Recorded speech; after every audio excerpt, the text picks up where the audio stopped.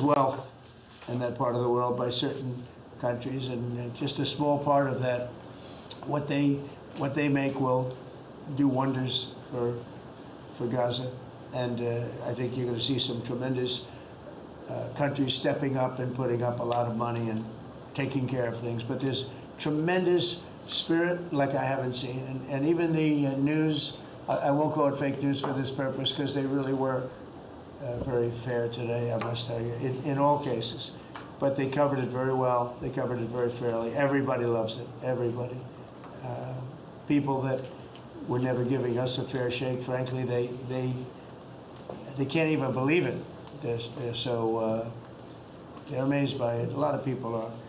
But it was just everything came together. I think the attack was very important on Iran, because let's say that didn't happen, they'd probably by now have a nuclear weapon, numerous nuclear weapons, and therefore, even if we signed a deal, there'd be a big dark cloud over it, and it wouldn't be the same thing. So Iran's different, but Iran wants to work on peace now.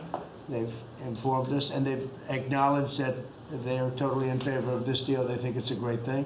So we appreciate that, and we'll work with Iran. As you know, we have major sanctions on Iran and lots of other things. We would like to see them be able to rebuild their country too, but they can't have a nuclear weapon. So I want to express my tremendous gratitude to the leaders of Qatar, Egypt, and Turkey for helping us reach this incredible day and for being there. They were there with us all the way. And of course, as you know, Saudi Arabia and Jordan and so many. I will tell you, President Erdogan was personally involved in dealing with Hamas and some of the others. He's been great. They've all been really amazing. Indonesia's been amazing. Indonesia's been fantastic. The whole world has come together for this. People that didn't get along, people that didn't like each other, neighboring countries that frankly didn't like each other, but now it's just this moment in time. So we look forward to welcoming the hostages, like you can't believe, home to their families, and that'll take place early next week. We hope Monday or Tuesday. And all Americans should be proud of the role that our country has played in bringing this terrible conflict to an end. And I want to thank, some of the people, JD, you were fantastic, and Pete, you were great. Marco was fantastic. Some of you were very much involved. I'm looking around. So indirectly, I think almost everybody in this room was involved. Susie, I want to thank you very much. You were incredible. You've done an incredible job. So, and yes, John, what you've done was invaluable. CIA, John Ratcliffe, and he's done an incredible job. So I want to thank you all, and if I'm missing anybody, I apologize, but you've been amazing. And then you have Steve Witkoff, who worked so hard. And you remember we settled 7, this is number 8, we settled 7 wars or major conflicts, but wars. And this is number 8. And the one that I thought would be maybe the quickest of all would be Russia-Ukraine, and I think that's going to happen too. But in the meantime, they're losing about 7,000 people a week, and that seems pretty bad. They're losing mostly soldiers, young soldiers. They go out to war, and they're getting killed. And while it doesn't affect us in a lot of ways, we've got a big ocean in between, you don't want to see that happen. It was a big mistake. That war should have never happened. It would have never happened if I were president.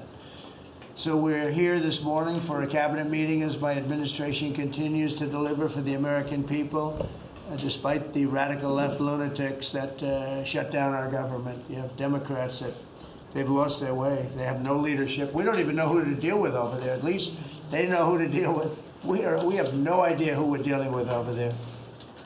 It's like they have no idea what they're doing.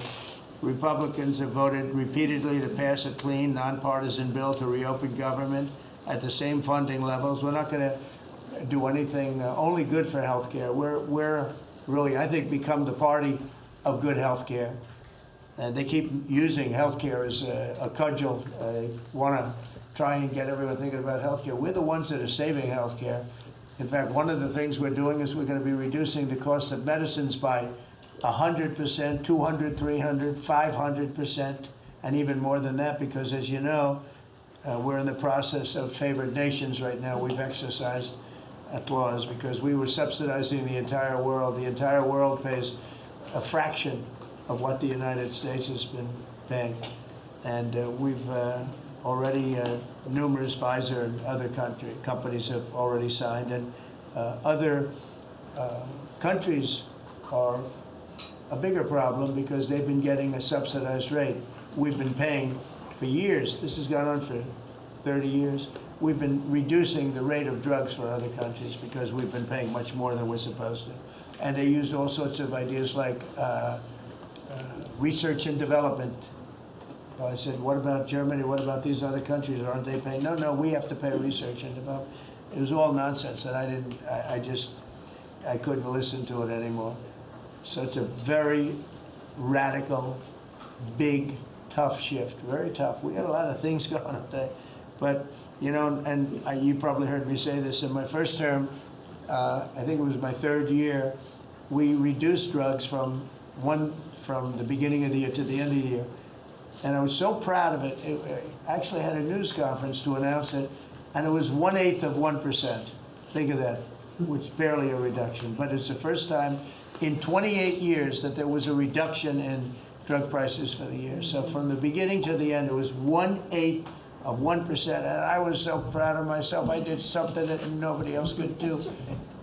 But when I started to think about it, I said, doesn't make sense. And then I'm starting to look at numbers where a pill or a treatment or some pharmaceutical product is selling in Europe for 10% of what we pay for in New York City or in any one of our places, and cities, states. And then I see people leaving for other countries to go buy their pharmaceuticals, where they make journeys to various other countries, including Europe, where they got the best bargains of all. And I put an end to it. It's over.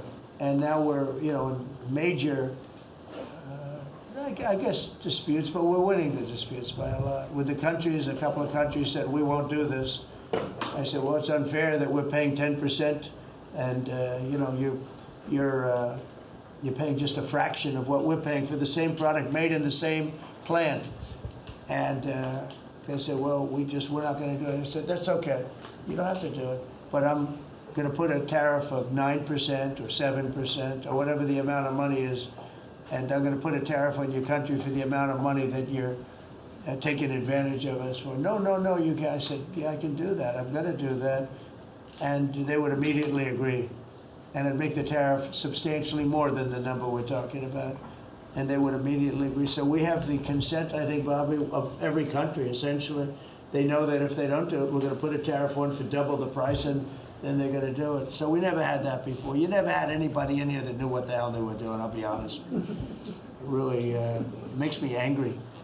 Because for years and years, and this started many years ago, and basically we subsidize the world. So this is going to have a huge positive impact on Medicare, Medicaid, even Social Security. But anything where there's pharmaceuticals, drugs involved, it's going to have a tremendous impact. So we're going to get drug reductions of 100%. I told you 1/8 of 1% that I was proud of myself. Now you're going to get 100%, 150%, 200, 300, 400, 500%. You're going to get the biggest drug reductions that you've ever seen. And they're already, I guess they're starting to kick in, but we've made deals with numerous companies and we're going for the full ball. We want whatever the price is. So that would mean that the world price, because the world is bigger than the United States, a lot more people, but the world price will go up a little bit and our price will come down a lot. So if a pill sells for $10 in London and $100 here, the pill will go to $20 in London and $20 for us. It's pretty simple. And that is a number that nobody can even fathom. It's a little like tariffs. Nobody knew how big they were. Nobody knew until they started seeing the trillions of dollars that have come in. I don't know why they didn't understand it. It's something they should have understood. We were taken advantage of for years with tariffs, and now, I don't want to say we're taking advantage, but we've become a very strong country because of the money that's coming in. Republicans have voted repeatedly to pass a clean, nonpartisan bill to reopen our government. And remember, at the same funding levels, both parties have supported in the past. So the radical Democrats have chosen to put the economy of our country. We have the best economy we've ever had. We had the best economy in my first term, but we have an economy that's blowing it away. And we have the Democrats are trying to obstruct. They don't want to have a good economy. I don't think they want to have a good country. That's why they try and stop our law enforcement from doing what we did in Washington, D.C. Washington, D.C., we have a great, safe, beautiful capital right now. Beautiful. It's so safe. You can walk down the street. Numerous people standing before me were mugged. And you're not going to get mugged anymore. We have a safe capital, one of the safest. We took it from one of the most unsafe places to one of the most safe places in the country. And we also beautified it, and we're in the process of doing even more so. So we're very proud of our capital. Again, we were embarrassed by our capital. A lot of people being killed. They'd come from Iowa, Indiana, Florida. They'd come up, and they end up getting shot. They're not getting shot. We moved out 1,700 people approximately, right? Approximately 1,700 hardened criminals, career criminals. They moved them out. So Chuck Schumer and Hakeem Jeffries and the congressional Democrats are holding the entire federal government hostage. I will tell you, a lot of Democrats want to get this thing open too. They do. They're calling us, and they just want to get it open. And all we're doing is saying, just play the same thing until we get it straight. And they don't know how to go about it. I mean, and the problem is we really don't know who the hell is leading the Democrats. You have this AOC, I don't know her at all, but I watched her the other day. She said, well, if they want, they could come to my office. That's not leadership, you know. The only one that challenged her actually was Nancy Pelosi, and Nancy's not looking too good. I don't know what happened to Nancy, but she's not looking great. But she was the only one, I give her credit, she was the only one that challenged her. But AOC said that they can come to her office and negotiate, the Republicans. And we're saying, oh, I didn't know she was in leadership. But she's taking Hakeem Jeffries' place, and Schumer's afraid that she's going to run against him. And right now, I don't know, he can change, life is crazy, right? But right now he can't beat, I don't think he can beat anybody. So he'll lose in a primary. I would say he'll retire before he loses in a primary. So I think Schumer's going to retire because he can't beat anybody. His polls are so bad. Meanwhile, the Democrat shutdown is causing pain and suffering for hardworking Americans, including our military, our air traffic controllers, and impoverished mothers, people with young children, people that have to live not the greatest of lives. But we're doing so many tax cuts. We've cut their taxes. The great big beautiful bill, we've cut their taxes at levels that nobody's ever seen. I mean, no tax on tips, no tax on Social Security, no tax on overtime. It's been a great thing for a lot of people. They're doing great. Despite all of the damage that it's caused, the shutdown has been, you know, pretty damaging. I mean, it's not yet because it's early, but it gets a little bit worse as it goes along. And we'll be making cuts that will be permanent. And we're only going to cut Democrat programs. I hate to tell you. I guess that makes sense. But we're only cutting Democrat programs. But we're going to start that. And we have Russell, we can talk to you about it if he wants to, but we'll be cutting some very popular Democrat programs that aren't popular with Republicans, frankly, because that's the way it works. They wanted to do this, so we'll give them a little taste of their own medicine. But Chuck Schumer proclaimed this morning that every day gets better for them. No, every day it's actually getting worse for them. And they're having a rebellion in the Democrat Party because they want to stop.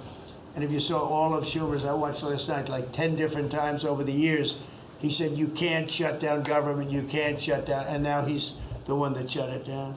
So this is a confession that he's acting not to serve the people, but to serve the partisan interests of his party. And I don't think he's serving them well because they're way down. Look, they just lost an election in a landslide. You know, it was interesting. I watched Kamala, who was a sad figure. I watched her the other day saying the election was very close. I said, no, the election was a landslide. We won the popular vote by millions.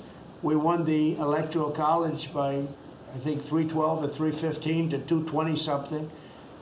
But there's another one that we won that's probably, that's why when you see the maps are completely red.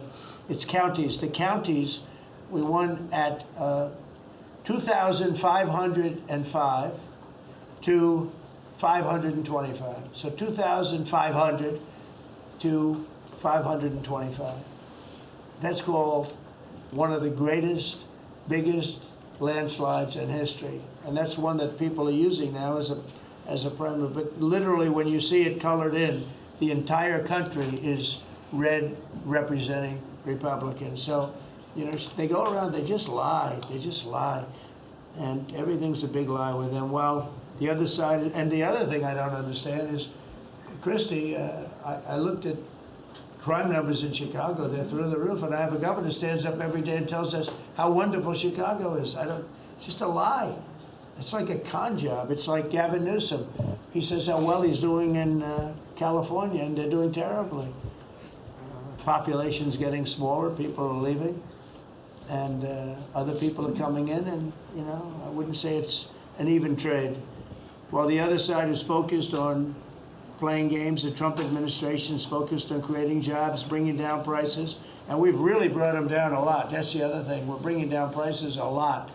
We're bringing down grocery prices, but the big thing is energy. When you bring down energy, everything comes down, and the energy prices are way down. I see we're down to about $61 now a barrel.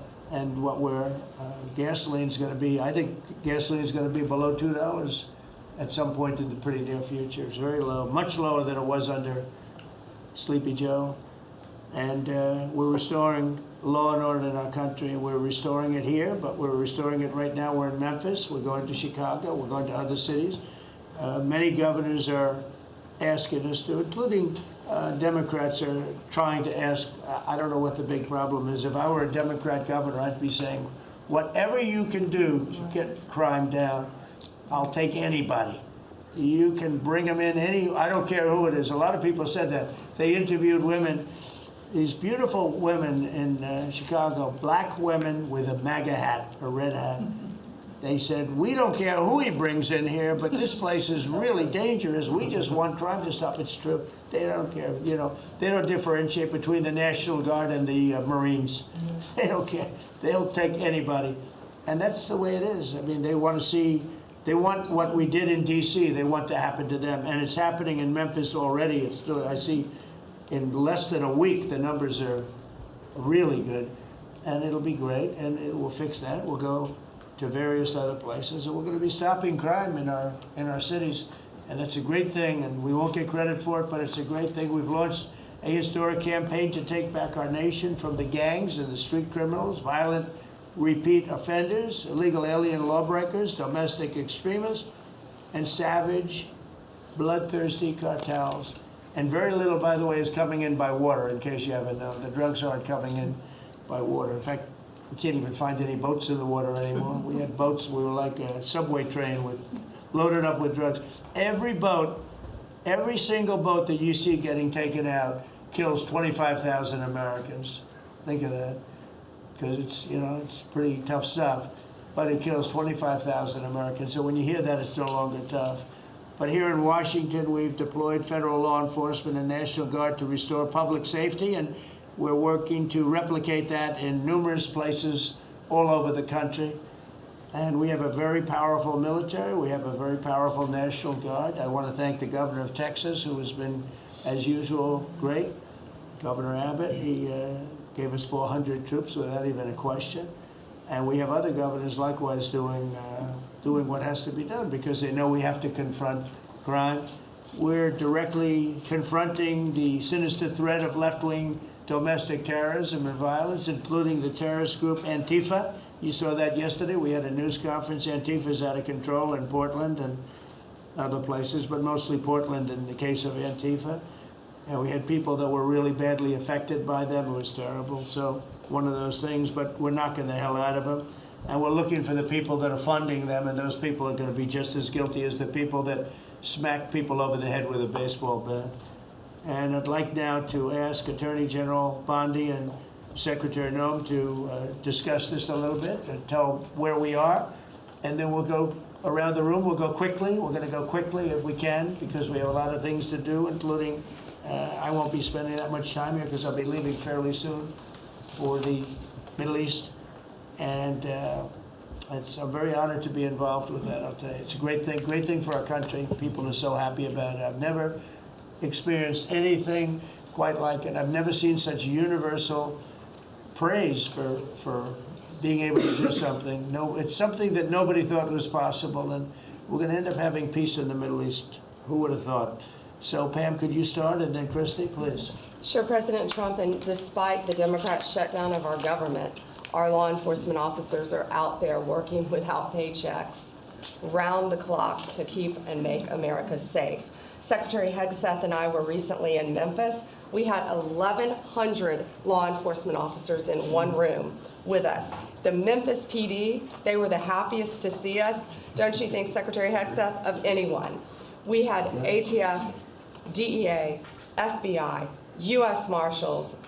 I'm not sure if our park police were there. We had Treasury, Secretary Bessent, and of course we had Secretary Noem's Homeland Security, all working together with the Guard.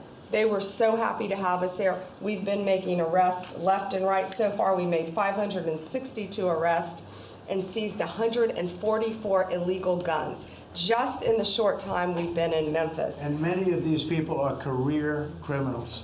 And when you take them out of a place, your crime rate just goes down. These people commit crimes every single day. They're sick. And we're taking them out. In some cases, we're bringing them back to their countries where Biden allowed with the stupid open borders that we had in our country to come in. But they're being brought back to other places or they're being put in jail, but they're career criminals. President Trump, last night alone, we made 91 arrests, 19 firearms off the streets, and one was a warrant for a homicide, and 4 sex offenders who had active warrants. One was a sex offender on a child. Everything we did in Memphis was worth it, in my opinion, for that one arrest. Think about that. We got a child rapist off the streets, but yet we've made 562 arrests and still going strong in Memphis. Just what we did in D.C. But it's because it's all of us. It's a team working for you to make America safe all together, round the clock. Thank you very much. Thank you, Pam. Thank You're you, doing a great President job. Trump. And it's amazing that we're not getting cooperation from Democrats. It's like, it's a new issue. You know, we have all the old issues of the wall and the border and all of the things, men playing in women's sports they still want that, transgender for everybody. All these issues are so crazy, but we have a new one. It's called crime. We stop crime and they allow crime. They want crime. It doesn't make sense. I think it's as ridiculous as the other things that we talk about all the time. But I've added it onto our list, a 5-letter word called crime. We stop it, and they actually incite it. It's crazy. You would think they'd want them. You'd think they'd want Christy and Pam and all of the people. If we needed the military, Pete will be there. We've got a massive military. We have the best numbers we've ever had for recruitment. We have a lot of people now. We have people that can't get into them. In a great economy, they want to be soldiers again. A year ago, they didn't want to even think about it. Same thing as with police and firemen, everything. They want to join. They're proud of our country again. Christy, go ahead, please. Well, sir, thank you for your leadership and for deploying all of government to help us keep our country safe. You have talked extensively about how threatened our ICE officers are, but all of our law enforcement out there. And we saw the shooting in Dallas at that facility, so we're hardening all of our buildings and making sure that we have more security measures, snipers on the roof, people to protect our law enforcement while they're out there on the streets. But what I'm also doing, sir, is, and with your authority, is we're purchasing more buildings in Chicago to operate out of. We're going to not back off. In fact, we're doubling down, and we're going to be in more parts of Chicago in response to the people there. And then I was there a few days ago and looked at some facilities that we can deploy more law enforcement out of. Because what they're trying to do with these riots and violence is distract us and keep us from going after those murderers and rapists that are out in the streets. And then I was in Portland, went out and back on Tuesday, and met with the governor, met with the mayor, met with the chief of police and the superintendent of the highway patrol. They are all lying and disingenuous and dishonest people. because as soon as you leave the room, then they make the exact opposite response. So we're looking at new facilities to purchase. They're in Portland too, and we're going to double down. And I told them if they didn't meet our demands for safety and security on the streets and work with us, then we were going to bring in more federal law enforcement. So I want to thank Pete and the Department of War for all their help. They've been fantastic, but while we fight litigation and work with Pam on that, we're going to send more of our resources and men and women out there to keep everybody safe. So no worries. What we see in DC and what we see in Memphis for benefits for people in the safety and security, we'll see that in Chicago and Portland. And the numbers in Memphis, it's only a week, but the numbers have Right. been amazing, I understand. That's exactly right. The They've crime been numbers are way down. fantastic, and it shows what a partnership can be between local law enforcement and the federal government. And if we have to do it the hard way in Portland and Chicago, we will. All right. But the people That's demand fine. And the President safety. Trump, my lawyers are in court right now as we speak for you, arguing in Chicago and Portland to keep them safe, to bring in the guard. The government doesn't want it there, but we do. We're going to keep their citizens safe, thanks to The you. people want it. I don't understand the politics of it. I don't understand why a Pritzker is trying to protect people that are They're more really scared bad. of, they're more scared of the anarchists that are on the street and the politics of it than they are of doing the right thing. I think they're afraid. Yeah, I yeah, think they're they're scared. threatened. They don't tell us, but I think Pritzker's threatened by people. There's no other reason that this could be possible, that they don't want to have a safe Chicago. And we can solve the problem very quickly. And we're doing that anyway, regardless of if he doesn't want it or if he does want it, we're doing it anyway. So make sure. I asked the mayor that himself. He said that Portland was perfectly safe, a beautiful city, no problems. And I said, well, why did you clear the streets for me today then and build out a 4-block radius to make sure I could get in and out of here? And these people on the street screaming death to ICE. There's graffiti that says Molotovs melt ice. We have the guillotines. We're going to use them. Portland's almost different. It's like anarchists. It is. It really You know, is. it's really different than a lot It's of the awful. others. This is a sick situation, but those are anarchists. Those are people that want to overthrow government. They're really degenerates. And we're finding out who is supplying all of those beautiful signs and everything Well, else. Scott's been fantastic. His team finding the financial networks is great. That's what Okay, gives Scott, everybody. Scott will do that. That's easy for Scott. We got a great team, sir. That's good. How about we go to Marco? You can talk a little bit about what's going on, and Well, go ahead. yeah, Mr. President. I don't know if one day perhaps the entire story will be told about the events of yesterday, but suffice it to say, it's not an exaggeration that none of it would have been possible without the President of the United States being involved.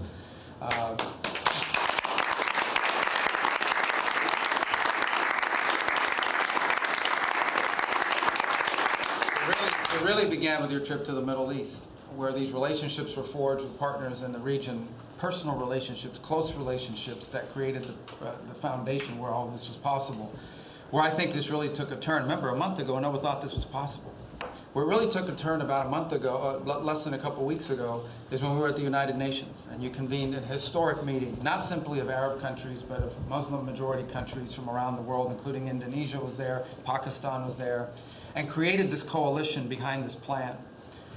Then on that following Monday, you met with the Prime Minister of Israel here, and that plan was presented. And then, of course, our great negotiating team followed up on it. In the interim, again, perhaps the stories will be told, perhaps they will never be told. The President had some extraordinary phone calls and meetings that required a high degree of intensity and commitment, and made this happen. And I think what's important to understand is that yesterday what happened was really a human story. There's a geopolitical aspect to it, there's no doubt about it. It creates the conditions for Gaza to one day be a normal place again, and people to have a better life, and Israelis to be safe. But yesterday was a human story. And because of the work you put in, and honestly, not only is there no other leader in the world that could have put this together, Mr. President, but frankly, I don't know of any American president in the modern era that could have made this possible because of the actions you have taken unrelated to this, and because of who you are and what you've done and how you're viewed. And this weekend, because of that, at some point very soon, we are going to see 20 living human beings emerge from the darkness into the light for the first time in 2 years. And that is because not only were you used the credibility and the power and the prestige of this office and the relationships you created, and you committed yourself to making it happen. And I think it will go down as a historic moment in the history of our country, and something our country should be very proud of, that we have a president that's committed to not just peace, but to the human aspect of reuniting these families. My last point on this is just a couple days ago, Secretary Lutnick hosted us all, many of us, at the Kennedy Center. And we have these families, we've interacted with them for so many years, for 2 years now. And the stories are heartbreaking, both whose families are alive and those who are deceased as well, who want their relatives back so that they can complete the process of grieving. And we had all hoped that perhaps that was the day that we would have an announcement for them on the anniversary of the 7th, but I know you were able to speak to some of those families last night, and I just hope the whole nation understands how incredibly proud they should be of their president and of their country for the role that they've played. And I don't want to let this moment pass, Mr. President, without also noting the incredible work of Steve Witkoff and Jared Kushner. They're an incredible team working together, facing some substantial impediments to even being there this weekend and doing it. Let me just leave it at that. And they've done a great job on your behalf, Mr. President, and they deserve a tremendous amount of credit. But thank you for what you've done for the world. Thank you very much, Rose. I appreciate it. I think because we have a very busy day with all that's going on, what we'll do is maybe just a few of you raise your hand if you'd like to say something that don't talk too long, Doug. He's doing such a great job. So good that he could talk all day. That's the problem, right? But and what we'll do is just take a few hands, and then we'll go back to getting peace done. Okay? We'll go a little bit quicker. We'll take a few questions from the press. Go ahead, please. President Trump, I just want to double down on what Marco was sharing. It's such a remarkable accomplishment. Agreed that no other president could have done this, but what set the groundwork for you able to do that? When you took office on January 20th, you made a 180-degree turn in our military strength with Pete's leadership. You were the master class in peace through strength. So militarily, we've completely turned around. We've demonstrated that through execution against Iran and others, that we have force. We want to end wars, but we'll use power if we have to. And then secondarily, peace through strength is also the prosperity, having the strongest economy and being willing to wield the power of a tariff in addition to the military power to reorder the globe. Those two things that you're standing on, both economic power and military power, allowed these negotiations to go forward. And I think as you've described the importance of these economic negotiations and all the trade deals, but that also begins with another 180-degree turn, and that was the 180-degree turn on energy. You have used energy diplomacy to bring prosperity to the American people, and you've used it to bring peace abroad. The combination of those three things have been remarkable, and now we're seeing the remarkable result. And we got one more that I know you want to end with Russia and Ukraine. Energy is going to play a key role in that, and now with this historic agreement, we're in a position working with the Middle East to also end the Russian-Ukraine conflict. So again, congratulations. Thank you very much, Nick. I appreciate it. Maybe I'll go to you for a second. You can just cap out what he said about the military, how well we're doing, and how big it is, and how strong it is. Mr. President, you're exactly right. At the War Department, you don't get peace without strength. And our job is to be the strength part of the equation and deliver that when necessary, as you demonstrated with your order of Midnight Hammer, and the entire world saw. And I just want to echo what Marco said. It is a personal honor to be able to witness the way you lead and negotiate. I wish people had a full understanding of what that looks like, that historic nature. A lot of us vets, the Vice President, Tulsi, Lee, Doug, probably after decades of war and the chaos that was unleashed through reckless and foolish American policies, never thought this kind of peace would be possible.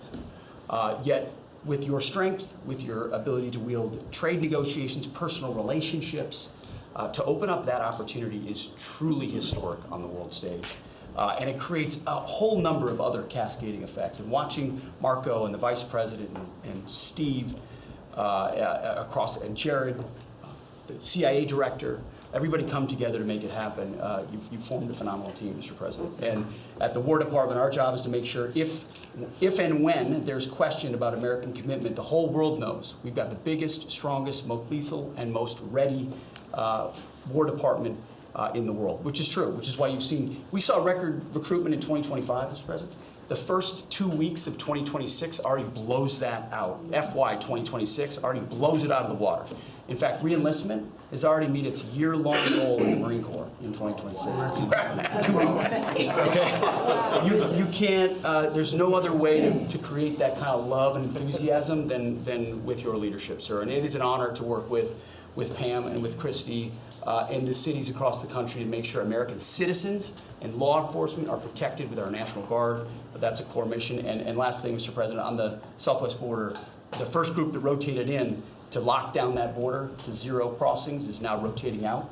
And with a new border medal, the Southwest Border Medal, or it's actually called the Mexican Border Medal, revived from 1918, that will be pinning on their chest. So thank you for renaming the department, and we're trying to live up to it every day. Thank you, sir. I mean, think of this. We have record numbers of recruitment. 1 year ago, there were stories, front page stories, that we couldn't get anybody to join the Army, Navy, Air Force, Marines, Coast Guard. My beautiful, I call it our beautiful Space Force. I love our Space Force. It's turned out to be very important. But we couldn't get anybody to join. Nobody wanted to join, including our police and fire. They didn't want to join anything. Recruitment was embarrassing. We couldn't get anybody. And now we're brimming. Now it's, and they're getting in based on merit now. A soldier's a soldier. They come in now based on merit, not based on woke stuff that anybody can qualify. You have to qualify for jobs. You have to qualify for certain types of jobs. And it's amazing. So we were embarrassed a year ago. Think of it, a little bit more than a year ago. I think it stopped on November 5th. I think it really started, this all started on November 5th, the election day. But now everybody wants to be in. We have an overabundance, and maybe we should raise it a little bit. I don't know. I like that idea, sir. But we could raise it. But we have so many people want to join, and they're proud of our country again. JD, could I ask you to say a few words? Yes, sir. So just a couple of things. Mr. President, first of all, congratulations on yesterday. It was a big day. To Marco, to Susie, to the entire team. But in particular, viewing it from this perspective where for months the fake news media attacked you, attacked the entire team, attacked your approach. You know, the definition of insanity is to do the same thing again and again, expecting a different result. The reason we're here is because the president actually charted a different course with a different team. He vested a lot of authority in Steve Witkoff in particular, and that's why we're here. It's because you did something different, and I think it's important to recognize that. I also think the president, you know, Marco mentioned the president's personal touch being a big part of this. The one thing I would say is obviously the president of the United States, a New York real estate billionaire, one of the most famous New Yorkers in the world, has a lot of interaction with a lot of people who are very pro-Israel. I think that was an important set of experiences and life experiences that he brought to the table. He also, of course, knew one of the most famous Palestinians in the world, Chuck Schumer, and I think without that background of knowledge, it would have been impossible to get us to this point. Second thing I would say, just on Chuck Schumer, the president mentioned this, that Chuck Schumer said this has been very good for us this morning about the shutdown. One of the things that we talked about before all the media came in, and that all of us are going to work on for the rest of the day, we've been working on for days, is how to make the shutdown as painless as possible on the American people. So while Chuck Schumer brags about this being good, and I think the president is right, it's not good for him politically as much as he might think that it is, it's causing real consequences for the American people. There's a low-income food program, the WIC program, that my mom actually used when I was a baby. That program is about to be underfunded, and it's about to get cut off because Chuck Schumer won't open the government. We have troops. The Secretary of War mentioned how well we're doing on recruitment.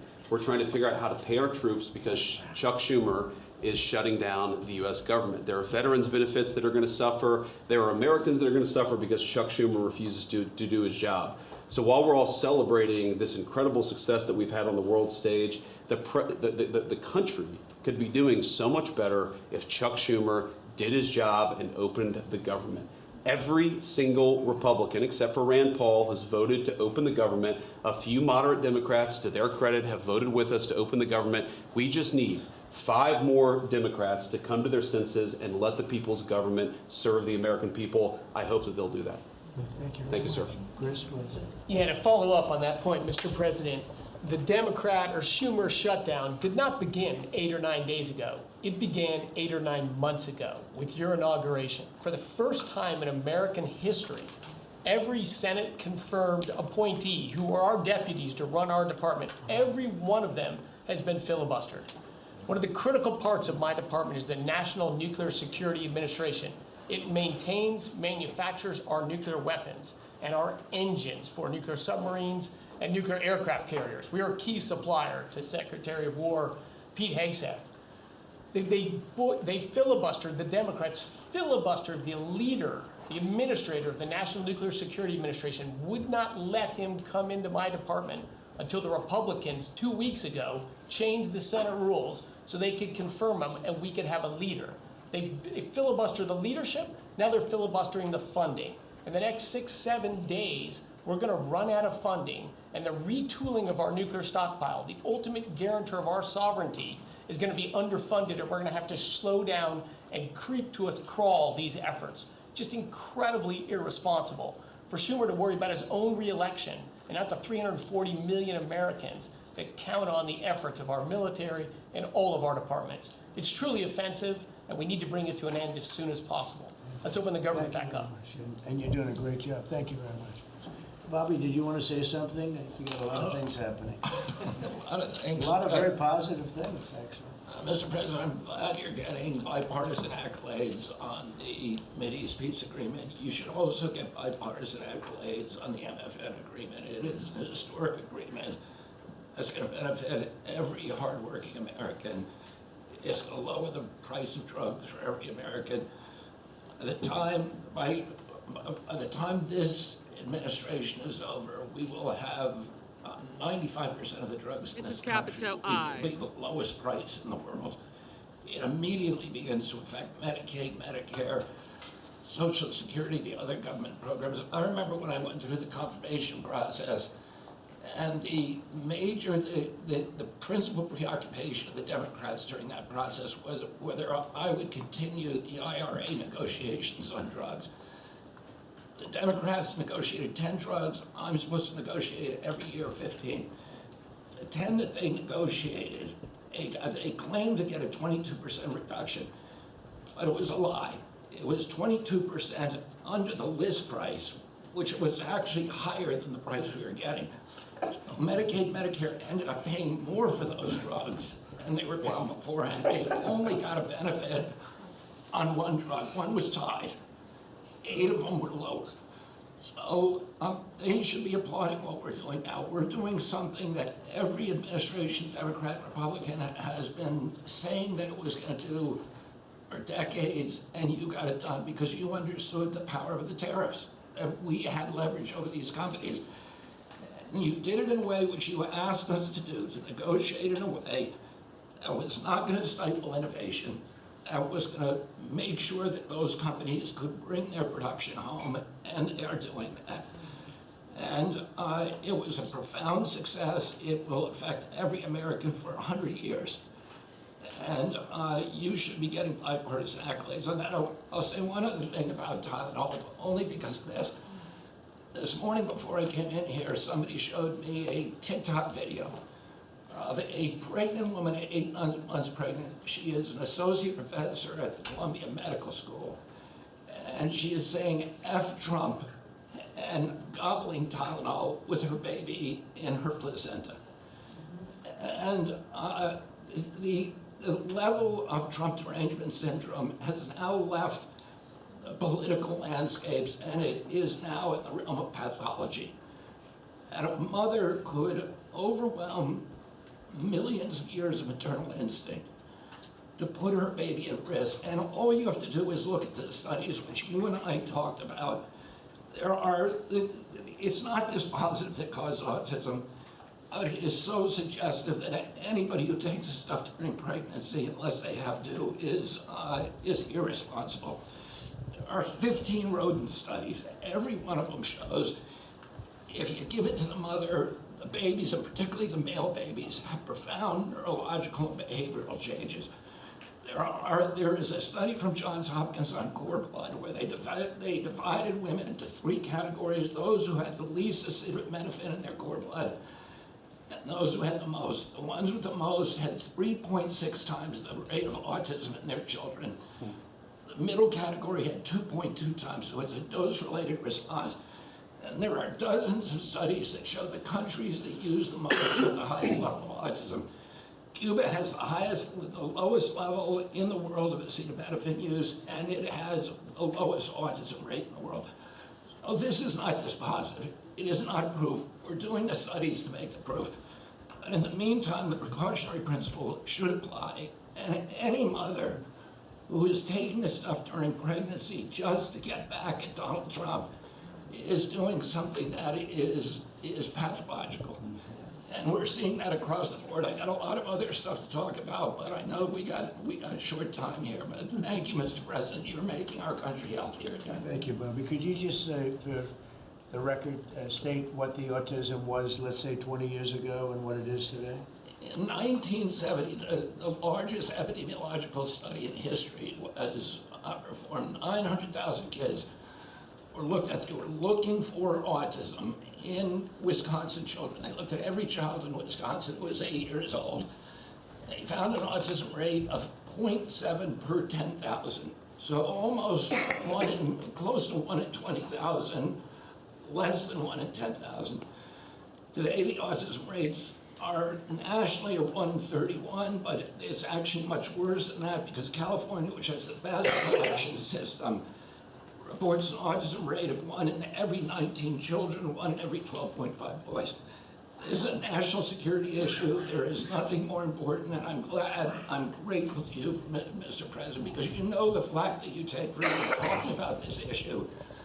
You've shown courage and you've shown leadership, and I can't thank you enough for letting me do this work. Thank you. So think of that, 1 in 20,000, and now it's 1 in 12 for boys, 1 in 18, 19 for girls. So obviously there's something that's artificially, I think, induced, something, whether it's the vaccines in terms of these massive vaccines that are twice the size of a jar like that, of a glass of water like that, I mean, into a baby's body. And I've suggested get them in doses, get them in, maybe 20%, 30%, but smaller, not such a big. I think, that. And we had certain recommendations, the MMR, take them separately. The measles is already separate now, and it works out much better, but there doesn't seem to be any impact if you take it separately. If you take it as a combination, it's not so great. And some other things, but I would say don't take Tylenol if you're pregnant, and when the baby is born, don't give it Tylenol. If you can avoid it at all, just don't give it Tylenol. I'll say this. Really, also, what do you have to lose? You really don't have much to lose. Yeah, go ahead. There's also there's many other confirmation studies. There's 2 studies that show children who are circumcised early have double the rate of autism. And it's highly likely because they're given Tylenol. So, none of this is dispositive, but all of it is stuff that we should be paying attention to. But, there's a tremendous amount of proof or evidence, I would say, as a non-doctor, but I've studied this a long time ago. I met Bobby in my office 20 years ago. We were talking about the same thing 20 years ago. And I was a real estate developer. It bothered me that it seemed to be getting worse, but it's so bad now when you hear these numbers. It's not even really sustainable. I don't know how people do it, but there is some very strong evidence on Tylenol. In fact, at one point, I guess the company gave a warning. They still don't recommend it during pregnancy. That's the weird thing. They're not recommending it, and that's the company itself. So just don't take it. Don't take it. If you're a woman, don't take it, and don't give it to the baby when the baby's born, and I think that's going to have an impact. But I'd also get the shots in smaller doses. There are a few things, we gave a few things that just seem to be, and I think you'd get that number way back up. Think of it. You have 1 in 20,000, and now it's not even believable when you think that 20,000 drops to 12 children. So that's induced by something that's given or taken, and it should be able to be stopped. And you're talking about the Pennsylvania Dutch, you were talking about the Amish, where they don't take any of this stuff, and they have virtually none, right? They have no autism. So we're doing something very bad. Somebody's been given given some bad things. Other countries, by the way, we have, I think, we have 82 vaccines that we give simultaneously. And I'm a vaccine believer, by the way. I believe in the polio vaccine. I believe in a lot of vaccines. But when you give 82 vaccines in a shot to a little baby that hasn't even formed yet, it's a lot of vaccines. And in Japan, they give a much smaller number. In Germany, they give a much smaller, like 28 vaccines. It's a lot too, but 28 is a lot different than 82. So, but I would say on the Tylenol, don't take it, and that will be.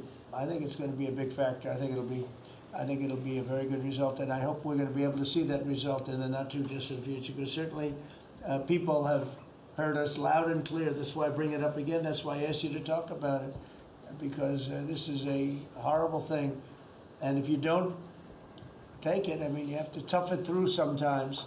There are other things you can do, but you have to tough it out. It's easy for me to say, but I think you're going to see numbers that will be it'll be so significantly improved, and maybe fully improved. I mean, there's something there. There's something going on, and we have to address it. And so I'm addressing it the best I can as a non-doctor, but I'm a man of common sense. Okay, any other questions? I'd like to comment on the Yeah, workforce. please. Mr. President, a lot of people are calling to give you the Nobel Peace Prize after this peace deal that you managed to achieve in the Middle East. First of all, your opinion on that, and I was wondering about your trip to the Middle East, if you can tell us if you're considering to speak at the Knesset, at the Israeli parliament. Well, they asked me to speak at the Knesset, and I've agreed to. If they would like me to, I will do it. It's the first time a president has ever done that, so that makes it very interesting, right? Yeah. But yeah, so I will do it if they want me to. They have asked me to do that. Thank you. Families of hostages are out in the streets in Israel dancing and crying tears They're of all joy. dancing in the streets right now. They're dancing in the streets. They're so happy. Everybody's happy. They're dancing in the streets of Arab countries, Muslim countries. I've never seen anything like it. Everybody is happy. It's been really amazing. Thank you. President Trump, on the international peacekeeping force that's going to be deployed to Gaza soon, do you expect that Pakistan, Turkey, other countries to contribute forces? Has that become firmed up? And also on the shutdown, it seems like in the House there's a majority support for a temporary extension of the Obamacare subsidies, perhaps minus the funds for illegal immigrants. Is that how you see the deal to end the shutdown happening? Well, I see the deal just getting extended as we continue to talk, but we're willing to pay because we're paying. You know, it's very simple. We're paying. And the Democrats are the ones that caused this problem. And it's a big problem for them, and they have a lot of break in their ranks. But so I see that, you know, I think that'll get worked out. But we want to get back before we do this. We don't want to have a gun held to our head. We don't like that. And the public doesn't like it either. So we want to get back. And I think it's going to work out. I think it's going to work out very well. It's something that shouldn't have happened. This was supposed to take place before the election. You know, this was supposed to take place on September 28th before the election. We shouldn't even be talking about this right now. This is actually something that shouldn't have even happened. Yeah, please. Mr. President, looking ahead, what guarantees Hamas disarms and that Israel doesn't resume bombing once the hostages Well, are the first released? thing we're doing is getting our hostages back, okay? And that's what people wanted more than anything else. They wanted these hostages back that have lived in hell like nobody has ever even dreamt possible. And after that, we'll see. But they've agreed to things, and I think it's going to move along pretty well. But what is phase two? When does it I'm not begin? going to talk about that because you sort of know what phase two is, but there will be disarming, there will be pullbacks, there will be a lot of things that are happening. You know, I gave you a whole list of 22 different things that will take place. And I think it'll take place, and I think you're going to end up with peace in the Middle East. But we have to get our hostages back. And we weren't going to do it at the end. We're going to do it at the beginning. We said we want them at the beginning. We're not doing it. You know, we got the hostages back. We did, as a group with Steve and Jared and Marco and me and all of us. We got the hostages back. We got many of them back. Many, unfortunately, were dead. But we got many back that are now living with their families, with their parents in many cases, and with their husbands, families, wives. Many of them, they celebrate all over. They're the ones that are celebrating the loudest. They're all over. There are a lot of them that we got out. but the last 20, and I always said the last ones are going to be the most difficult, but it's been a very big deal, getting the hostages out, but the rest is going to take place too. And can you promise Palestinians they will be able to stay? Well, they know exactly what we're doing. We're going to create something where people can live. You can't live right now in Gaza. The place is it's a horrible situation. Nobody's ever seen anything like it. So yeah, we're going to create better conditions for people. Yeah, please. Mr. President, excuse me, what kind of security guarantees is the United States going to make for Gaza? Well, we're going to work with very wealthy countries that love people, frankly. I know them very well. They love people, but they love Arab people, and they love Muslims, and they love, I think right now they love everybody, and they're immensely wealthy, and they're going to be involved in putting up money, and for them it's a small amount of money. For somebody else it's a large amount of money, but these are the wealthiest countries in the world, and they'll be very much involved in making it as good as possible. And what's your take now on a two-state solution, sir? Just to follow up on that. What is your view now on a two-state solution for the? I don't have a view. I'm going to go with what they agree to. Mr. President, given that there are some tough provisions for Israel in this agreement, are you at all concerned that Bibi Netanyahu may not continue in his post? He may be deposed. That Bibi may go a little bit out of whack. That he may no longer be prime minister when this is over. Look, that's politics. It could be. I don't know. I think he's very popular right now. He's much more popular today than he was 5 days ago, I can tell you. Right now, maybe people shouldn't run against him. 5 days ago, it might not have been a bad idea. No, Bibi's this has been a very good thing. I don't think he did it for that reason, okay? But I think just looking as an analyst would look at this, I think Bibi should be very popular right now. Yeah, please. What will happen if Hamas says that it cannot locate or was not able to find all of the deceased hostages' bodies within the time Well, frame? we'll have to see. I think that's going to be, it's largely been answered. We know where most of them are. Actually, the bodies are a bigger problem because some of the bodies are going to be a little bit hard to find. It's a terrible thing to discuss even, but you understand, we're all people, we're grown-ups, we understand life. Nobody can understand this stuff because this could have taken place, but we have the hostages for the most part, and so I don't think it's going to be overly big. The situation with the bodies, they say 28. Some are going to be a little bit hard to find, but we're going to do the best we can. Yeah, please. If they don't find them within the time frame. Please. Thank you, sir. Regarding Jared Kushner's role in the negotiations, can you explain a little bit about why he came on at the last minute? And then in regards to the WIC program that the Vice President mentioned, do you know when the funding that you promised through the tariff revenue will actually go through to communities? Because there's reports that WIC providers are actually starting to close down today.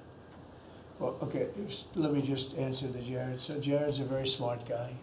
He did the Abraham Accords.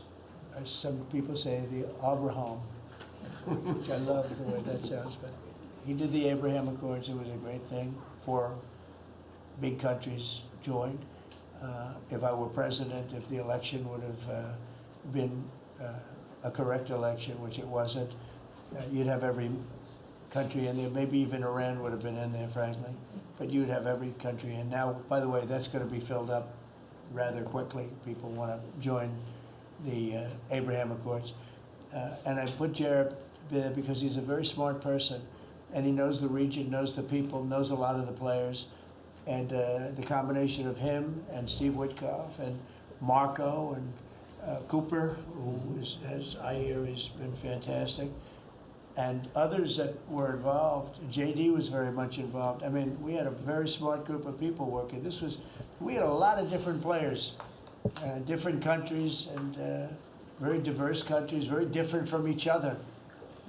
They had certain things in common, but they had a lot of things, mostly things that were not at all common to their countries. So we had a very smart group of people. These are high IQ people, okay? I talk about how many low IQ people we have in our government.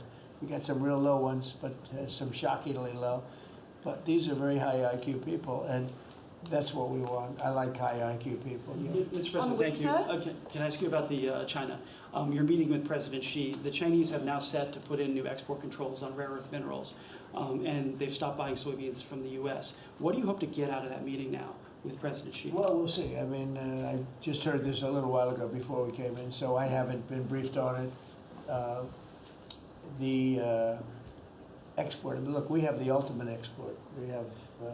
We have import, and we have export. We import from China massive amounts, and maybe we'll have to stop doing that. But I don't know exactly what it is.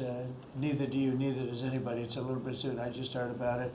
So Scott and Howard will figure that out, and I'm sure we'll be able to handle it. Can I ask you about the soybeans? What is the plan to help farmers? Is it direct checks? Is it tax? Have you sorted that out yet? Well, what happens with soybeans is we're going to see more and more, I think, opening up, and part of the reason that we'll be he's got things that he wants to discuss with me, and I have things that I want to discuss with him, and one of the things is soybeans. I had a great deal with China where they would buy $50 billion worth of our farm product and manufacturing and other things, but farm product.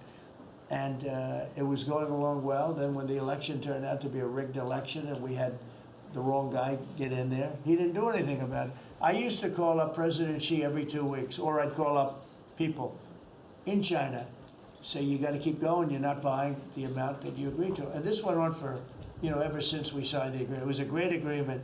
So they used to do 15 billion, and I got it up to 50 billion, 50, and it was great.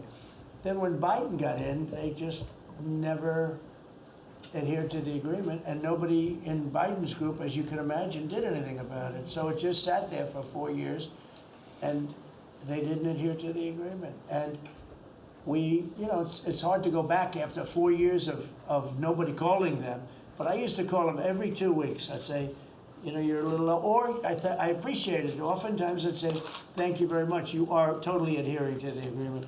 But we had an agreement, they would buy $50 billion worth of our product, mostly farm product. And the farmer, remember I said to the farmers, buy larger tractors and more land. And that's exactly what happened. They did well. But we do suffer. I'd like you to discuss that maybe for a second, Brooke. Sure. Very quickly, by the way. Yes, sir.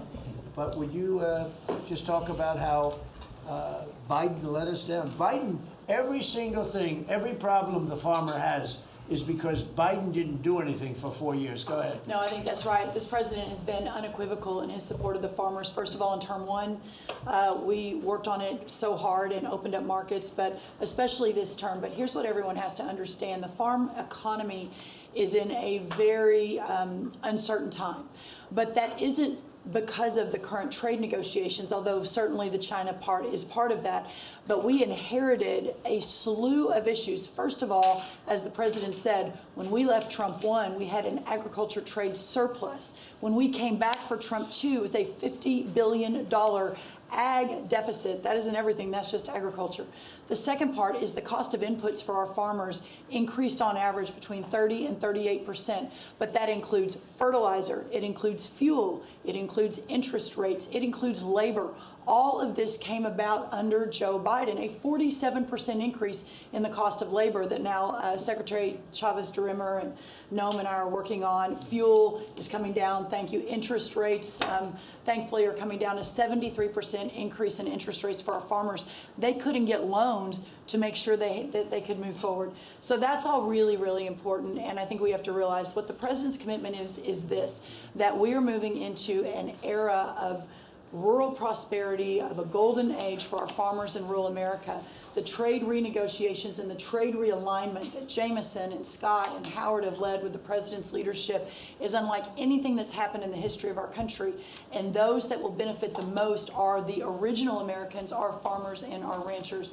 The president has committed, if we need a bridge, he has talked about that to get us from the Biden years to the new Trump era. That's what we're working on every day. We've got to get the government reopened so that we can move forward on that. And once we do, we'll be able to move out a significant program to help our farmers.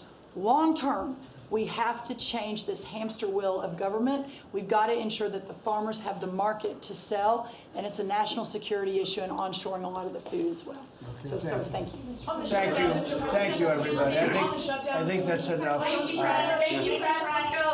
The country is doing very well. Thank you very much, everybody. Are you still open to go? Thank you. Let's go, guys. Thanks, guys. All right, there you have it. A somewhat lengthy cabinet meeting with President Trump as he discussed all things, primarily that focusing on the major peace deal out of Israel with regard to Israel and Hamas. The president stating that he's very happy with the peace deal and that people are dancing in the streets. The president also said this happens to be the 8th conflict and or war that his administration has now settled. Obviously, the other top story that happens to be top of mind for so many Americans deal with the government shutdown. The president stating that the Democrats have lost their way and, well, it's the Democrat programs that he will focus on cutting sometime in the near future. We'll take a quick break and we'll be right back.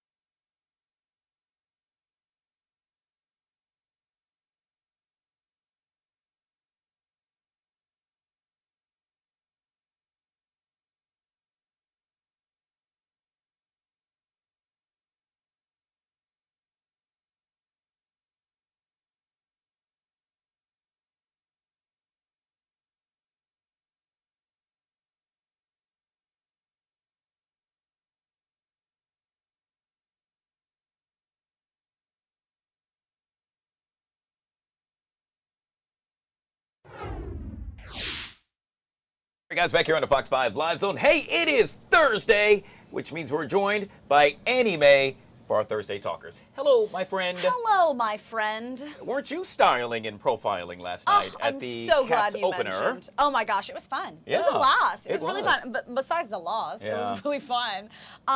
We do a little like rock the red carpet moment in the beginning to kind of welcome all the new 2025-26 Washington Capitals into the arena, and then you get the game kicked off. It's a blast. Yeah, I love the energy. I was hanging out with my buddy who has a suite, and I was like, wow, I could do this all the time. I'm telling you, the atmosphere of like football games and of hockey games are up there in terms of the best atmosphere in sports, besides maybe like Euro soccer. I agree. Like Euro footy, for sure. Let's go Caps. Let's go. Just like not last night. not like last night. Hopefully we'll try again. We'll try again. Hey, we call it our Thursday Talkers. These are some of the stories that you, my friends, are discussing at home. So we said, heck, we'll talk about it as well. In this case, how about a stay-at-home hub son? They are trade wives of 2025, and their moms couldn't be more thrilled. In this case, it's when a man opts to live at home with mommy and daddy while taking care of business around the house. You know, like cleaning the bathroom. Let's say he wants to vacuum. Hey, even clean the pool and enjoy it. Across the country, approximately 1 in 3 adults, ranging in age from 18 to 34, now live at home with their mommies and daddies. But are you a husband? A hub son. So it's... So you're a husband, A and hub you son. live... What? No, you're not married. You just live Wait, at home. so where is the husband portion It's of this? like the hubby... The, Like you're too old to be living at home? Yeah, and the That's honey-do the list. Husband? The husband? It's kind of a tongue twister too, isn't it? Husband? Hubson? Yeah, I said it on the radio earlier and I completely screwed it up. So. Oh my God, just say you're a bad mom without saying you're a bad mom. Kick your son out of the house. Yeah. What? I don't. Okay, agree with I that. understand. Trust me. I think that later and later, in terms of like when people move out, like I'm good with that. But like if you're like a 40-year-old man, you should not be living at home. I agree. Unless you're taking care of, like they have medical needs. 100%. Something like that. And don't take my words and be like, Annie Mae said that. Yes, I'm clearly saying that obviously, with the exception of if you're staying at home to take care of your parents. Yeah. That is not the case here. And people always go, no. Like, that's obviously not what I'm saying. But, you know, if you are able-bodied, your parents are able-bodied and able-minded. I'm with you. You should not be living at home. Go get a job. Thank you so very much. And stop Crazy cleaning work. the pool and then using it and then making it dirty yet again. Stop making stories like this so I have to trash it. All Please. right. Well, you're probably going to trash this next one. In this case, You're we're probably talking right. about a groom who decided to get married. That's a great thing, Annie Mae. I love when they decide to get married. However, because of a travel disaster, he did so via iPad. Apparently, the guy was flying into, well, trying to get there, but just like how I'm flying out later today. Wait, me too. Really? Wait, what? Where? I'm going to Phoenix. Okay, we'll talk later. All right, yeah, cool. Well, in this case, a lot of planes are delayed today because of the government I've shutdown. heard, yeah. In his case, who knows? But bottom line, he couldn't make it there, and he said, you know what? Bro I'm going to say I do via on his iPad. Oh my gosh.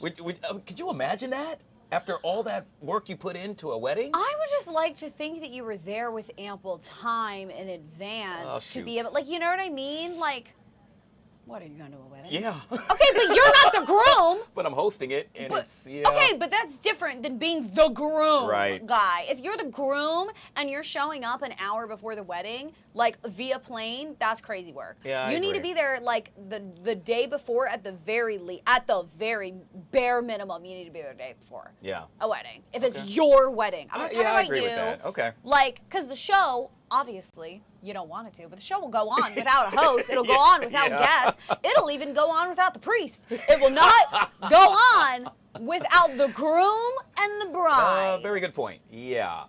Well, but at least he took the effort to say, you know what, Be all these so people for real. paid. Do not defend him. Do not defend this man. Okay, he should have gotten there earlier, but he didn't, Zoom. and he still tried. And he zoomed in. I can't. It's crazy work. But like the funny thing is, like, you can't even like get refunded for any of this Yeah. stuff. Like, because that's why you need to be a good time manager. Yeah, no, you're right. And if that's happening now before they even got married, can you imagine Odds what's going to are happen? Yeah, might odds not are work this out. isn't the first and it's not the last time that something like this will happen. All right, we're going to stay in the realm or the lane, if you will, of marriages and getting married. In this case, we're talking about what a bride did in order to, well, let's just say, reduce the high cost of her wedding. Let's just say one of the things she said was, hey, everybody, let's make it potluck style. So they decided to do that. BYOB, Furthermore, she used her own phone as the DJ phone, if you will, just played music directly from Oh, that. like aux cord. She's on aux. That's kind of cool. I'm but here for it. This last one, I don't really know about this. Instead of purchasing flowers, she ended up going to several McDonald's and taking the flowers off the tables there and bringing them to her wedding. There are flowers at McDonald's. I didn't know this either until I didn't know Jacqueline made that. mention of this earlier today on Good Day DC. She Oh said my she was gosh. doing a hit and she stopped at a McDonald's and now they have one flower On the table? on the table. So do you know how many tables she had to go to get? That's robbery. Well, here's the thing, real quick, folks on the internet agree with her. Said that she did the right thing. Okay. It's not the right thing. Yeah. Oh my God, you are hitting me with these crazy stories today. Okay. Do I agree with like the saving money to do like an aux cord kind of moment? Yeah, you just have to monitor it a little bit more, Sure. or I guess like make a playlist and shuffle it. I don't even mind that because you're saving like some good money. The Yeah. other one too, I kind of agree with, where I'm like, okay, like it makes a little bit of Really? sense. You would allow everyone to bring food to your wedding? I just understand the saving money portion Wow, of it. okay. But you kind of lose me when you are robbing a business Yeah. and you bring it to your wedding. I personally obviously wouldn't do I probably would hire somebody to do my Yeah, music. I probably would definitely. hire a caterer. Thank you. I think I kind of like a little potluck, depending on if it's like a small wedding. If it's like, a 40-person wedding, oh, you bring this, and it's like family. Sure. I'm thinking more of like a get-together that's also a wedding, rather than like a full-blown, like 200-person nice wedding in a Yeah. hotel, That's what I'm thinking. Stealing from McDonald's, weird. Yeah. Weird. Go buy some flowers. It- You can buy fake ones, and they're really cheap off of like Shein, Amazon, Temu. Go and buy from there. Yeah, I'm with you. And not only that, but You save money. I think we just both prove we don't go to McDonald's because I you and I apparently, both well, I didn't do. know. I just go through the drive-thru. I ain't getting out of my car. Oh, gosh. I'm not. All right. I think this was kind of like a therapy session for This us. was for me to just absolutely destroy all this. I'm like, no, no, and no. Let us go so I can find out where you're going. Give me a yes. Okay. All right, guys, we're going. This is Anime. We call it our Thursday Talkers right here in the Live Zone. We'll be right back.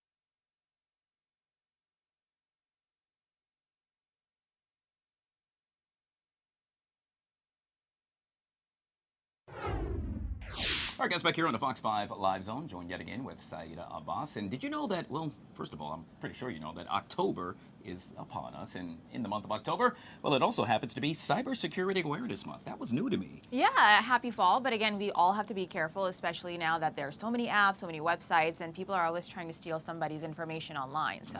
You hit the nail right on the head with that one. Did you know that Google and Amazon are now the top targets for brand impersonation in phishing attacks? Cyber criminals are increasingly using AI to craft convincing scams targeting Gmail and linked services, leading to a surge in successful breaches. This is really a big deal. Yeah, a lot of people are trying to do identity fraud as well. That's why, we also take a training exercise here, I think, for phishing or, how careful you're supposed to be when it comes to, possibly somebody trying to hack in to the company's information. So that's also a practice now in a lot of corporations, and this is the reason why.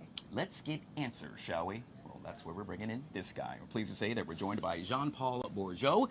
He is with none other than Guy Point Security, joining us right here on the Live Zone. Sir, good to see you and welcome to the show. Good to see you. Thank you for having me. All right, so Syed and I, we were standing here and we were discussing prior to this interview about how big of a deal this is. Yet again, we are celebrating and are recognizing all things Cybersecurity Awareness Month. Why Google and Amazon with regard to being prime targets for cyber criminals?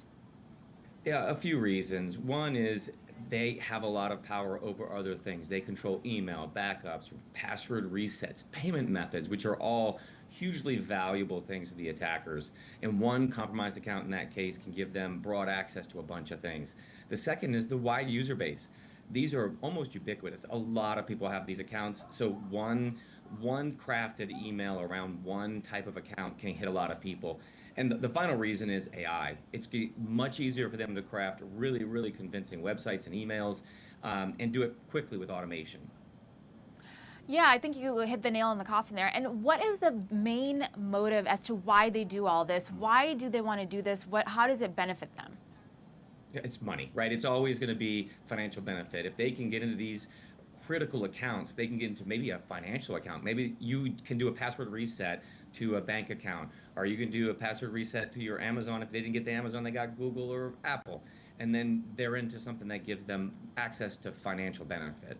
Yeah, you know, one of the things that so many folks say is they don't believe it until they become a victim of it. That's when it becomes real. And so we're hoping to avoid all of that. And perhaps you can share with us a story about how this actually became real for someone else. Well, there was a very famous account that got hacked from a cybersecurity guy, where one of his critical accounts got hacked, and then the attacker jumped all over the place and took over his social media and a bunch of other things. So there's many stories out there, and some high-profile ones that highlight this. Really, be careful about these types of accounts. Apple, Google, Amazon, those high-profile names that give them access to a lot of other things. And how can consumers, especially those that are elderly, identify these phishing emails? Because for us, you know, we're still younger. We can still tell when there's a typo or the email just doesn't seem right. So, you know, how do we stop that from happening when they're impersonating brands that we trust? Like, you know, for instance, Amazon or PayPal, especially for the elderly folks. Yeah, and I would be careful. With AI, you're not seeing as many of those typos. So those of us who are used to feeling like we kind of can sense it, I myself, as a cybersecurity guy, I live and breathe this. I personally get really paranoid about everything I get, especially if it has urgency. If you must do this now, there's a problem with your account, a problem with your payment method, you must do this right away. That's a big red flag. I would say that looking very carefully at where it came from to make sure that it's not a spoof. And one of the other things that I tell a lot of people is, if it's really important, and you, especially with these urgency type things, if you manually go away from the email, don't click a link, and log into your account and look at it, often you will see if something actually critical is up there. So you don't even have to click on a link, and that would be my highest recommendation, is try to go find whatever you're being told in that email somewhere else without clicking a link. Yeah, you made mention of urgency. In this case, it's very urgent that we want to know with regard to what are some of the trends that one can expect sometime in the near future. And I know you don't have the crystal ball in front of you, but, well, maybe you can just pretend. I think it's just going to get worse. I hate to tell you, it's just going to get worse. When there's money involved, and many of these attackers are in countries that have no extradition, they feel very safe to come after us. They really don't feel like there's any legal authority that is upon them. They're just going to keep doing it, and they're just going to get better with AI and the different tools they have available to them. So we've just got to be vigilant. Yeah, that's not good. And what technologies, again, and tools can we use to make sure that we're combating this, that we can protect ourselves going forward?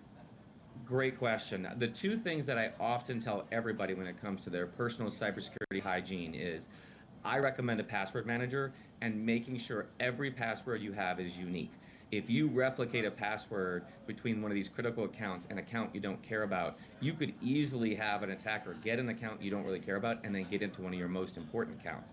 The second is, for any critical account, financial, one of these that we're talking about, the high profile and critical ones, use multi-factor authentication. One of those things where it texts you a code, or you have a code generator on your phone.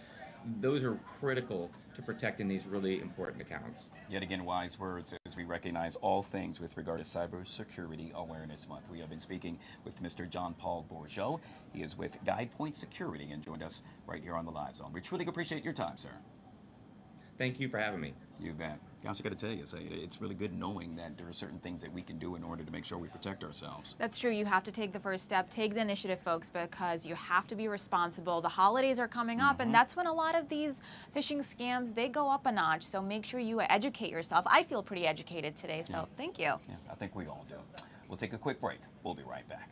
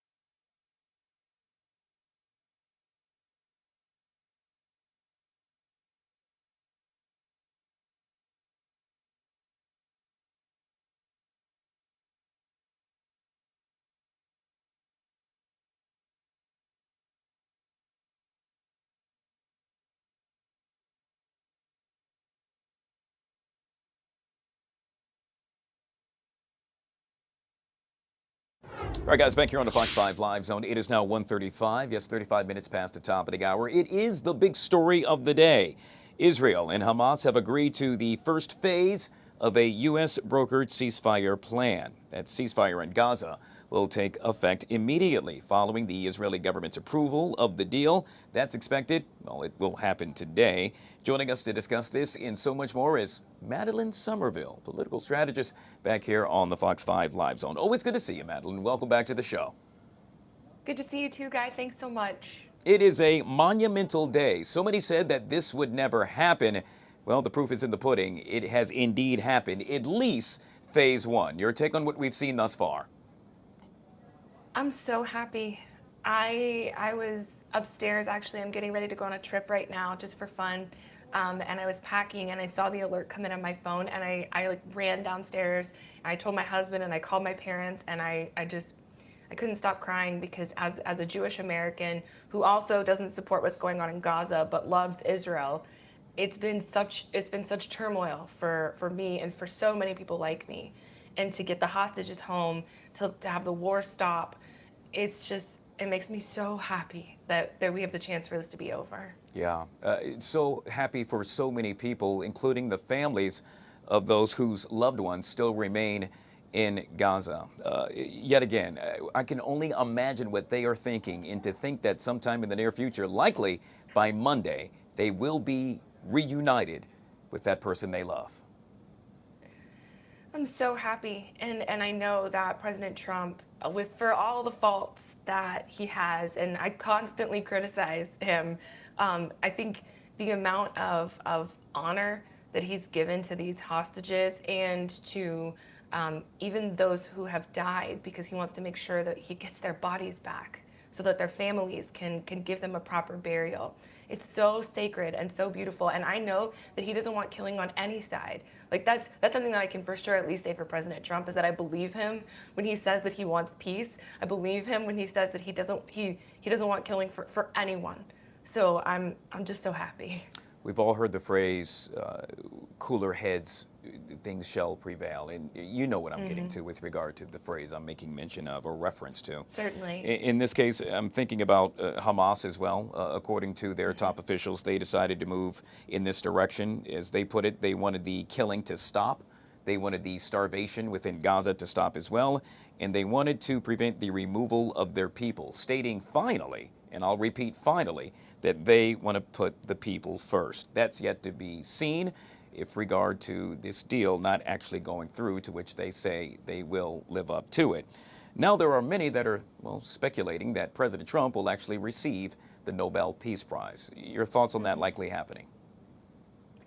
So I think it's quite likely, actually. I hope it does, because it will prove that there's no bias if he does receive it. And whether his role was significant or not, he was certainly a big part of the talks. It was under his watch.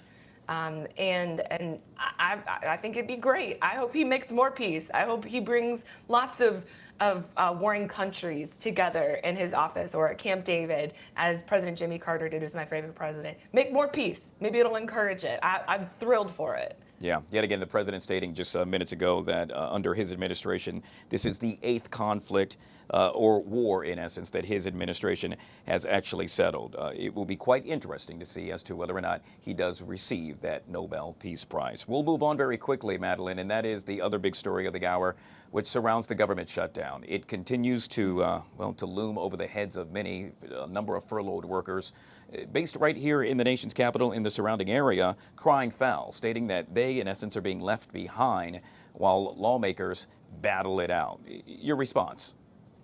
Sure. So, shake it off. Sorry, got emotional there. I would love to be able to explain to your audience what is actually going on, because now that folks have heard, right, I do not have Trump derangement syndrome. This is just what's happening, okay? In about, I guess, less than a week now, on October 15th, or I guess 10 days. What date is it? Yeah, 10 days. The open enrollment period for Obamacare begins, and it closes on November 1st. The tax credits that were given during COVID to folks who are on Obamacare or who use Medicare and Medicaid were taken away with the One Big Beautiful Bill. And so with that, in about 3 months, all of Americans' premiums who are on that, which is about 20 million Americans, are going to go up by about double. And that's just the truth. And so Speaker Mike Johnson's correct when he says that those credits aren't going to go away for another 3 months, but you have to pick your plan in the next 2 weeks. You have to know whether you can afford it or not, right? So what the Democrats have done is they've said, okay, we are not going to open the government. We've been trying to get you to come to the table. We're begging you to do something about this now. And so the frustrating part for me about this, knowing that that's the truth of what's going on, is that a lot of people think that this is about healthcare for illegal immigrants. The only federal dollars that go to healthcare for illegal immigrants are those that go through the emergency room. And those dollars are not for if people use it as their primary care. It's only for if you have like a broken bone or if you're actually dying, like if there's actually emergency room care. And that actually accounts for less than 1%, about 0.5%, right? Less than 1% of the entire federal budget for healthcare. So this is not the reason why the government is shutting down, but it makes sense that they would go that direction because healthcare is the Democrats' best issue. So we are the pawns in this little game here. Well, we may very well be the pawns, but the king and queens, if you will. A lot of folks want them to play nice so that the government shutdown now in day 9 will quickly come to an end. We'll have to leave it there. Yet again, Madeline Somerville, political strategist, joining us right here on the Fox 5 Live Zone. Truly appreciate your time, Madeline. Thanks so much, Guy. You bet. All right, folks, we'll take a quick break. Hey, on the flip side of that break, the United Way celebrating the centennial, with a benefit concert. We'll talk about that next, right here on the Live Zone.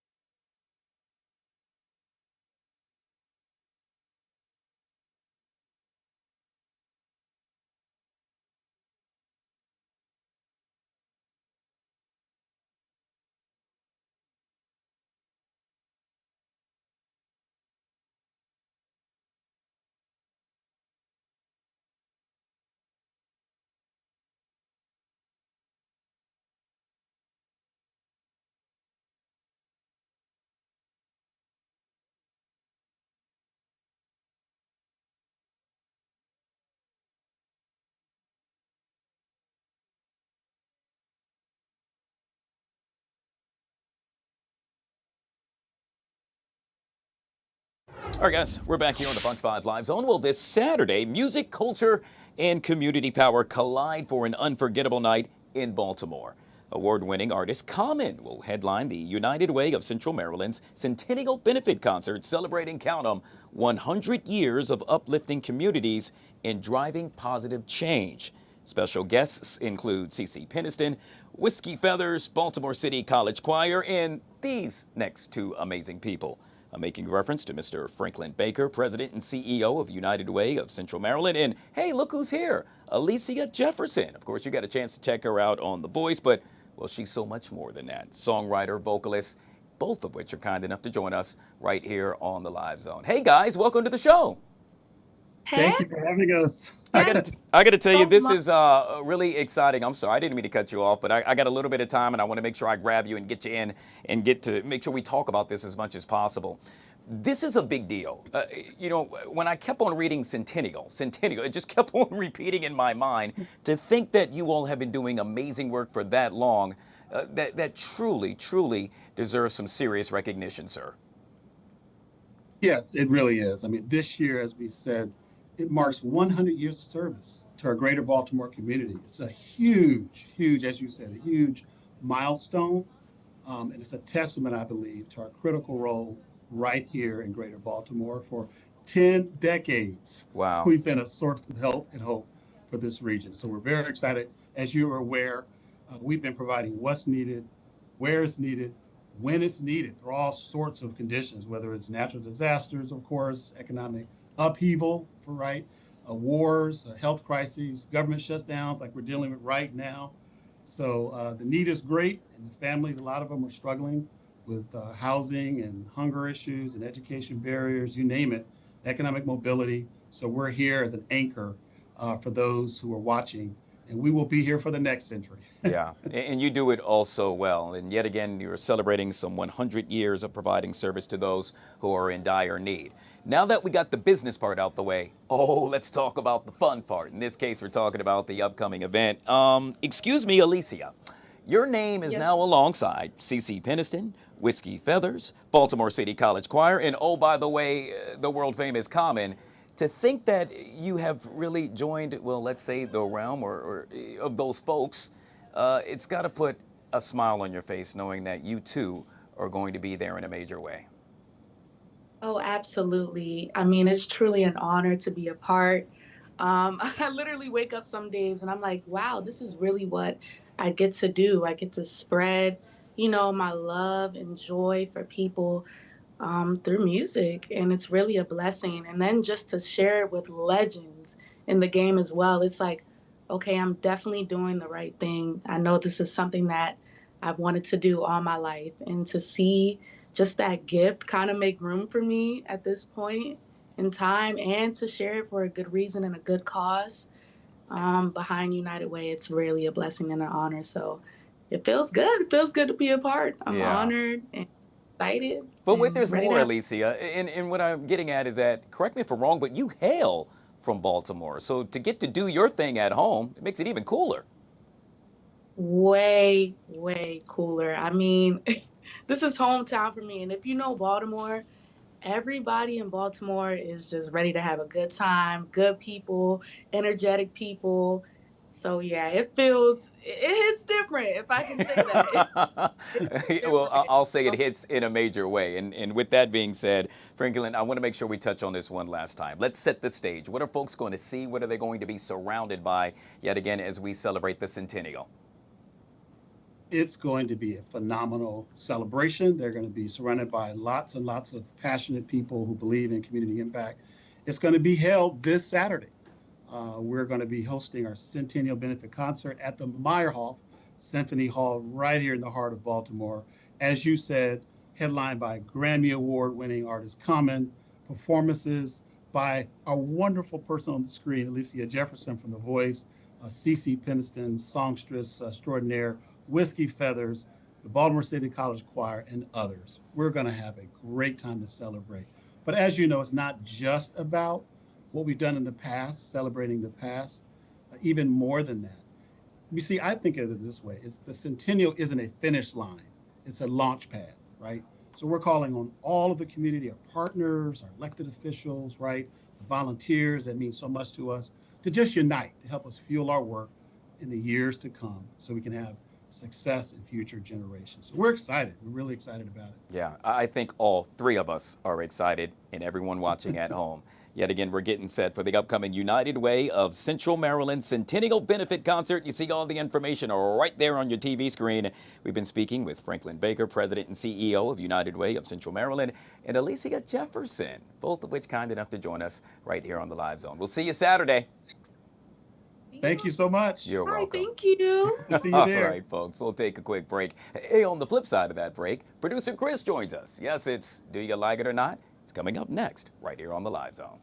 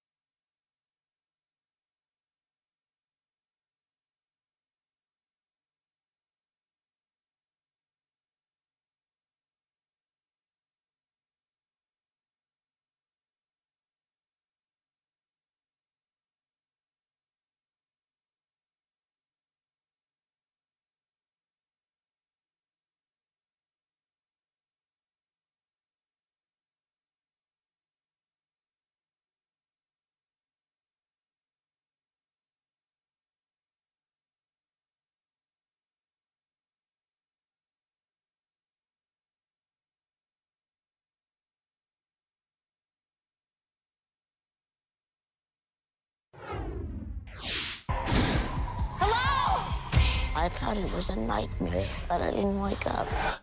You won't wake up.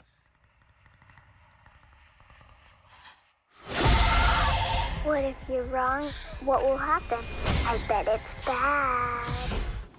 Yeah, talk about scary, freaky. Yeah, I don't know if you're a fan of horror movies or not. After seeing that, not really. I'm not, I'll be honest with you. And that is something that I talked about with the star of this new one. That was part of the trailer for a new horror movie. It's called Vicious. It is hitting the small screen just in time for Halloween, because you know that's when people love to watch their horror movies. But before the big premiere, I did get a chance to talk to the star, Dakota Fanning, all about it. Take a look. I'm here in Washington, D.C., and I host the show called Do You Like It or Not? So I'm going to start with the most simple and basic question, which is, do you like horror movies and do you like being scared? I do. Yeah, I do. Like, against my better judgment, I do. I admit that this is not usually my cup of tea, and I had to watch it a little bit like this, which I think a lot of people will, and I don't think I've ever fully appreciated my pinky toe as much as I do after watching this. Things get a little vicious in Dakota Fanning's new psychological thriller. She plays Polly, a depressed woman who receives a mysterious box from an unexpected late-night visitor. This will be for you now. You are going to die tonight. What are you talking about? Unless you give it what it wants. And what it wants is three seemingly simple things. Something you need, something you hate, something you love. You'll have to tune in to find out what Polly decides to put in, but the cast and crew, they didn't want to go down that road. In the course of reading the script and in the course of making the movie, was there a point where you had to think to yourself what Dakota, the human being, would have put into that box? The three things that you would have to put in that box, and did that teach you a little something about yourself? You know, I've been asked this. It was funny when we were filming, we never even asked that question to each other, which I can't believe that we didn't. We should have been like, what would you put in the box? We never even thought about it because we were just thinking about like Polly the whole time. So I still to this day don't really know what I would put in the box, but and I most likely will never have to decide what to put in the box. Well, I think a lot of viewers out there, when they watch, they're gonna think about it. Yeah, for sure. Yeah, I have to ask people their answers after they watch the movie. Awake at night thinking about it. And while Polly is trapped in this terrifying world where reality bends and memory betrays virtually alone, Fanning says she had plenty of support during what was basically a one-woman show. There are several people in this movie, but a lot of it is on you. This is a tour de force, almost one-woman show. How is that kind of different than when you're acting in an ensemble, like The Perfect Couple or something like that? Yeah. No, I mean, it's definitely different. You know that like a lot of the exciting part of acting is working with other actors and the chemistry and the camaraderie that's created and bouncing off of one another. And so I didn't have a ton of that in this. So I think that instead got transferred onto the crew, you know, like Brian, the director, Tristan, the cinematographer, and like the crew on the ground in the scenes with me. That camaraderie and collaboration element that you usually get from other actors, I sort of got it from them, you know. So I still felt like I had all the support that I needed, and even though I may have looked alone on screen, I never felt alone. So you can catch Vicious streaming on Paramount Plus tomorrow. Now, if you don't know Dakota Fanning, one of her most famous roles was obviously Man on Fire with Denzel Washington. And so, you know, she has made a career, especially as a child star, now transitioning into an adult star. She's done some harder stuff recently. She's done some ensemble pieces before that, but she made a career out of like getting kidnapped. And so she seems so normal and down to earth and fun for someone who has played these roles. that are always just so traumatizing. So it was great catching up with her. That's a great way to put it. Hey, what do you know her for? Getting kidnapped? Exactly. There's a great Vanity Fair. I believe it's Vanity Fair. They do like the lie detector test, and it's with her and her sister. And her sister asked her after like playing like 3 roles in a row where she gets kidnapped. Like, is she ever afraid of it in real life? Wow. So, Real quick, what would you add? Just at least one thing to that box. If I was going to add something I hate, I think it would probably have to be like, oh man, I don't know. Currently, the Dodgers. I hate the Dodgers, okay? Because the Phillies are down 2-1 in the NLDS. Game 4 tonight. They won last night. I'm stressed. It's a rough night for Philadelphia sports fans. The Eagles play tonight too. Back-to-back doubleheader. Oh, for me, because I got a plane to catch, traffic. Yeah. Throw it all in that box real quick. Hey, speaking of traffic and speaking of all things with regard to plane to catch, obviously we know there's been a lot of issues with potential delays because of the government shutdown. You have some information to share with us? Yeah, that's right. The Army 10-miler, there were fears that it would be canceled as scheduled for this Saturday. However, we just learned that it will proceed as scheduled. More than 28,000 runners descending on the nation's capital. This is the only race that starts and finishes at the Pentagon. Wow, yeah. Well, I know a lot of folks were looking forward to that. That's so right, now they can actually take part. All right. And we get a chance to check out later on tonight, 7:30. Right, Do you like it or not? Carmen Felder joining me live. Really? Tonight. Yep, in studio. Tell her I said hi. Will Carmen do. is a lot of fun, and I'm sure you'll have fun at home as well if you scan that QR code that you see right there. That way you too can watch it, but then Chris will put up the QR code in which you can log on I'll as bring well you in to be a part of it. Truly appreciate you. Thank you. On behalf of my producer, Emmy, I'm Guy Lambert. That's producer Chris. You'll see him tonight at 7:30. This is the Live Zone. We do it Monday through Friday, 12 to 2. Tell a friend, and we'll do it all over again. The Take now on Fox 5.